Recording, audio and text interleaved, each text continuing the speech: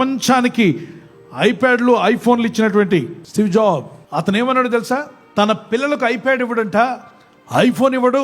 ఎందుకు అని అడిగితే, నా పిల్లలు క్రియేటివ్గా ఉండాలంటే వాళ్ళకి ఐప్యాడ్లు ఐఫోన్లు ఇస్తే వాళ్ళు క్రియేటివ్గా ఉండరు, వాళ్ళు డమ్మీస్గా తయారై ఇతరులు చేసిన ప్రోగ్రాం చూసి ఆనందిస్తూ నవ్వుకుంటూ ఉంటారు తప్ప వీడు ఒక ప్రోగ్రాం చేద్దామని ప్రోగ్రామర్గా అవుతాడని, వీడి తెలివితేటలు పెంచుకుంటాడని, వీరికున్న జ్ఞానాన్ని పెంచుకొని లోకానికి అందిస్తాడని వాడికి ఆ తెలివితేటలు రావు, డమ్మీ అయిపోతాడు.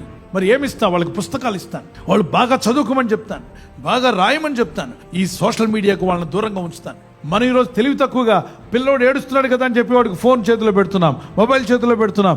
భార్య ఒక ఫోన్కి అంకితం, భర్తకు ఫోన్కి అంకితం, పిల్లలకు ఫోన్కి అంకితం, అందరూ అంకితం. ఇక దేనికి అంకితం అంటే లోకానికి అంకితం, దేవునికి అంకితం కదా.